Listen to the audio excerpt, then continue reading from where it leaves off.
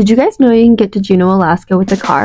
Well, kind of. So after driving on the Alaska Highway for a week from Chicago, we're moving my little old CRV onto a ferry to travel to the capital city. We stayed in the town of Skagway for the night and wandered the town in the morning, and then at noon we were the first ones in line to drive our car into the boat for a 6-hour journey. Juneau is the only US state capital that's not connected to a road system, so we can either only get there by ferry or plane. We got this parking spot right on the side, which kind of made me nervous that our car would just roll right off, but we ended up being okay. I feel like 6 hours sounds long for a ferry ride, but we were getting mountain and glacier views that people normally go on cruises for, so we spent a lot of time looking at the scenery outside. After about 45 minutes from leaving Skagway, we actually stopped at the town of Haines to pick up more passengers. So here is just the workers tying up the boat, and then after a brief stop, we are back on our way. It's just crazy how many glaciers we were already seeing because this is just Alaska's public transportation. I think a lot of people were either sleeping or just used to these views or something because we were the only people outside and basically had the whole viewing area to ourselves.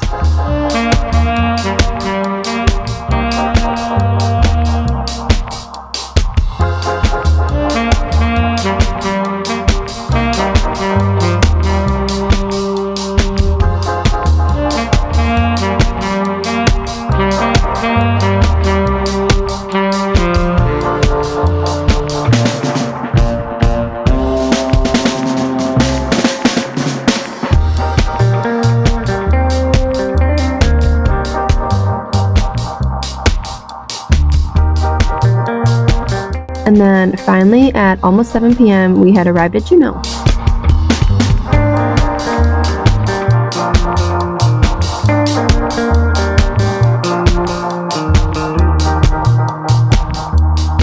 I'm not a sailor, but here is our boat docking, I think. And then since our car is in the very front, basically all the other cars have to wait for us to get out, so here is us walking through all the cars to get to ours. It was almost 8 p.m. at this point, and we were pretty tired after that ferry ride, so we headed to our Airbnb and then got ready for the next day so we could explore Juneau as much as possible.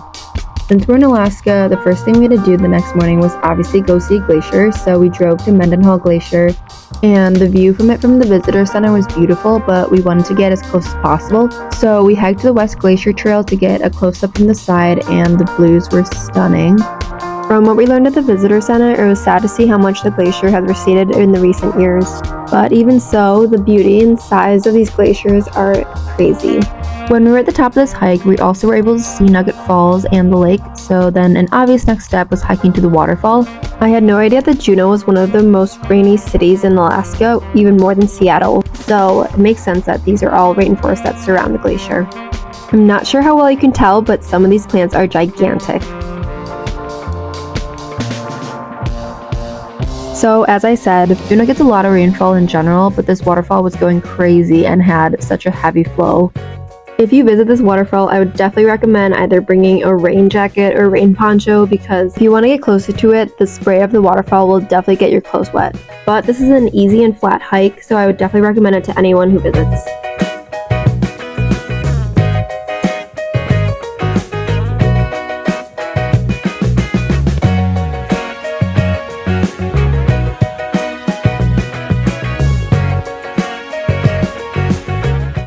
One of our tour guides likes to call these little iceberg pieces Bergie bits. And as we were leaving, we saw the house on Mendenhall River that had collapsed from the glacial outburst.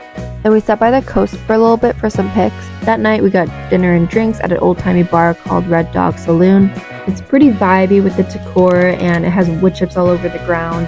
I tried reindeer sausage for the first time on a pizza. I'm sorry Rudolph, but you were yummy.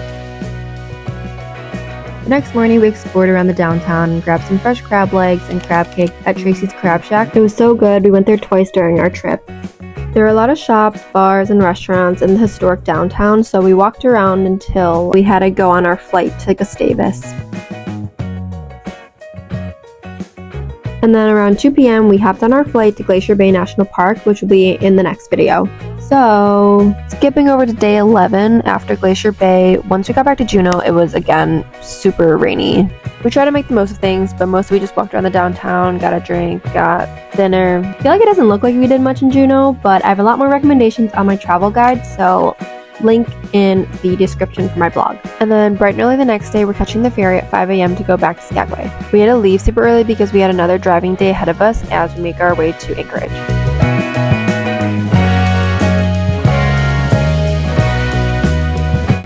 Once again, I don't know how this happened, but we were the first car to board the ferry again. Luckily, I don't think there was as many cars for this ride back, so we didn't have to go into a weird corner spot. I don't have many videos from this ride back because it's the same way that we took here, and I'm not a morning person, so I slept for a lot of the way, but I did see this rainbow.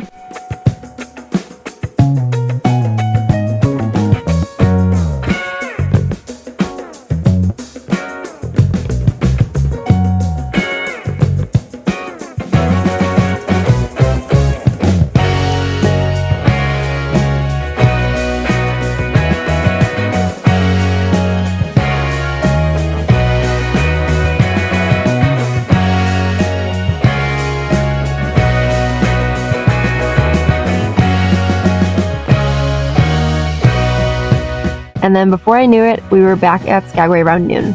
As I mentioned in my previous video, Skagway is a huge cruise ship town, so crazy cruise ships!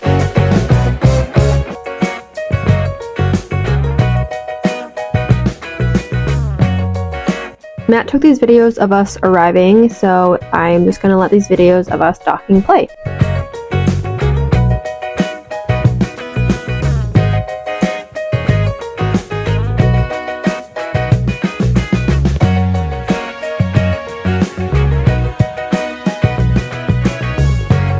So once we were docked, we got our car and we were back on the Alaska Highway. We drove 4 hours to our next stop, and that's all in the Alaska Highway video. So that's all for this video. Thanks so much for watching, and I'll see you in the next video.